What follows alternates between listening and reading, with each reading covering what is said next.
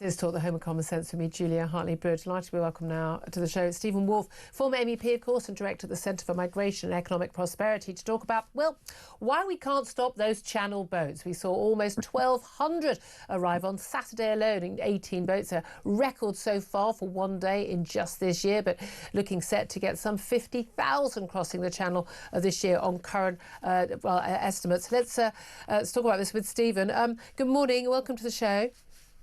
Good morning, Julia. Thank you for joining us. Now, we were going to stop the boats under Rishi Sunak. We're going to smash the gangs under Keir Starmer. Doesn't seem to be working very well at all. Spoke to the one of the defence ministers about this on the show yesterday. Like, how are we going to stop an invading force? We can't even stop a bunch of blokes without even passports, let alone rifles in dinghies. But now there's a kind of a pushback on the French. I thought we were all going to be nicey-nicey with the French, as well as give them £500 million, and then they'd stop the boats. But apparently now there's an issue with the French laws that prevent them from stopping them. Explain. Well, yes, they've been saying for quite some time that the French laws prevent them from instituting international law, which they've signed, which is the law of the sea, that enables countries to go in and stop people smugglers from being able to use those boats.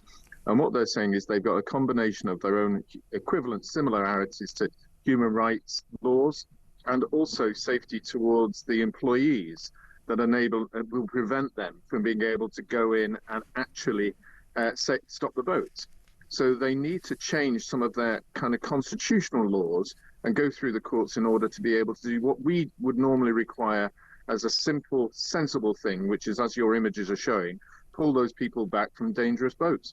Yeah, I mean, exactly. I mean, they are unsafe in those waters, in those overcrowded dinghies. The safest and best thing to do would be to stop them from going off. We've had some pictures on the weekend of the French police videoing and smoking their cigarettes, watching these guys get on these boats. Now, I understand often these boats appear in the water. They don't, like, blow them up and launch them on the beach, because then they could be taken by the police. But they basically, motor them in to the shallow waters, and then all the migrants run forward and go to get in the boat. Are they seriously saying it wouldn't be possible for them to stop that? Well, of course, they would be able to stop that if they have the will. The Belgians have been doing this for some time, which is why that the Belgians do not have such a massive issue. Of course, that part of the Channel also is incredibly dangerous in terms of the waves and the tides, so there's not used as much. But the Belgians take that approach that rather than videoing them and sitting there with a nice chitan and waiting for a coffee and being able to give these people an opportunity, even maybe push them out, so they get to the Brits, they actually decide to actually stop them. Yeah. And so they also understand that the law of the sea, SOLAS, enables them to prevent this from happening. And so I'm glad that at least the British government are recognising that the French have this problem, but they're not stopping the boats. And Julia, as I pointed out over the weekend, when we had 1,150 arrive, it hit a magic figure for people smugglers. £1 billion is what the people smugglers have earned in revenue since 2018 in the 4,500 boats that they've used. Wow. This is enormous money being used by evil people, which funds criminality across the continent. I'm wondering how much tax they pay on that £1 billion of income. I think we all are we not? But this is the thing, and we're paying out of our taxpayers' money £500 million to the French to stop the boats. Now, the argument from the British and French governments has been they have stopped a lot more of the boats, but yet I don't know how they're stopping all these boats, and yet poor people are getting through, other than the fact, of course, they're now piling 50 onto a boat instead of 20 on a boat. Boats are getting bigger, but also they're getting more dangerous. They are. I mean, these are not really small boats. These are actually very large boats, and I think that the data should turn away from calling it small boats crisis to a huge boat crisis, quite frankly. And these are actually much more visible by drones. You should be able to stop them quite easily.